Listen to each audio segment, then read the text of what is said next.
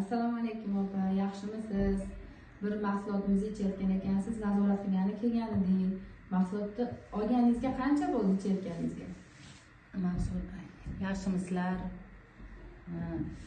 Mahsulotni olganimga 5 oy bo'ldi. 5 oyning ichida natijam qaysi muammoga ichganingiz? Qanaqa kasalligingizga ichganingiz? bo'g'imlarimda og'riq va yallig'lanish bo'yicha ichgan edim. Mana shu o'ng qo'limni harakatlari cheklanib qolgan edi. Shu cheklanish natijasida og'riqlar paydo bo'lib, qo'limda harakat ancha pasidi. Shu dorini ichgandan keyin birar oydan keyin natijasini ko'rsatishni boshladi. Men hozirgi kunda harakatim bemalol, og'riqlar umuman yo'q. Kechasi uyqum yo'q edi.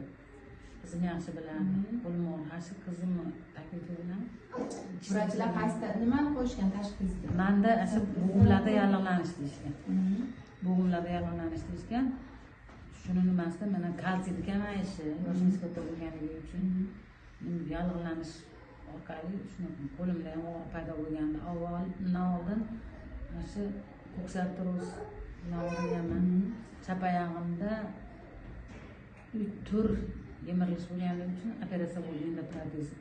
Agar ertaroq bu mahsulot bilganimda operatsiya ham qidirmasdim deb o'yladim keyin. Endi bu o'ng oyog'imda bir yemirish bor. Shunda ham og'riqlar bor edi. Hozir umuman og'rig'im ham yo'q. Mana shuni o'ylayman, tayzimni ichgandan keyin meni hamisha kim bo'lsa yolg'on gapirsa, to'g'risini aytyapman. Nima, lecheniyadan keyin oyog'ingiz operatsiya bo'lganingizdan keyin lecheniyadan keyin yuzingizda tiniqlashish, yosharish paydo bo'ldimi?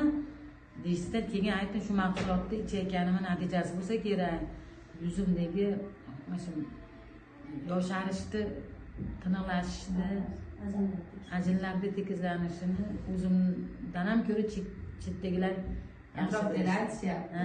Keyin harakatlarimni oldingi og'riq paytimdagi harakatlarimni ko'rishganimda operatsiyadan keyin og'riqliklarim bor edi bu oyog'imda. Hozir mana shu 1-oktyabrda bayram tadbirida ko'rmaganlar ko'rishdi oldingi. Ko'rishiga nihoyatda yurishingiz tekis bo'lib qolibdi. Nima deyishdi? Operatsiyani nimasimi, mahsulotning natijasimi deyishdi. Chap oyog'imda operatsiya bo'lgan. Agar operatsiyadan oldin bu mahsulotni ko'rganimda operatsiya qildirmagan bo'lardim. Chunki bu oyog'imdagi va qo'limdagi og'riqlarim yo'qolgani ko'rib turibsiz mahsulotda natija yaxshi bo'ldi. Rost gap, menga hozirgi sarflayotgan energiyamga charchab qolishim kerak edi.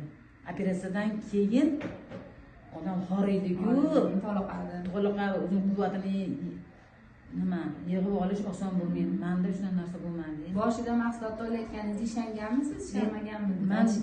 Bu mahsulot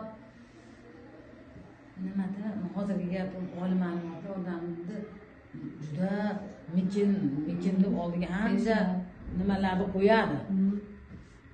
O'y, sizda ham qo'rqish bo'lgan. Qo'rqish bo'lgan. Ishonchsizlik bo'lgan. Hozir 100% endi ishondim. Yo'q, men xo'jayinimga ham aytamanki, dadasi siz ham shu mahsulotdan ichishingiz kerak ekan.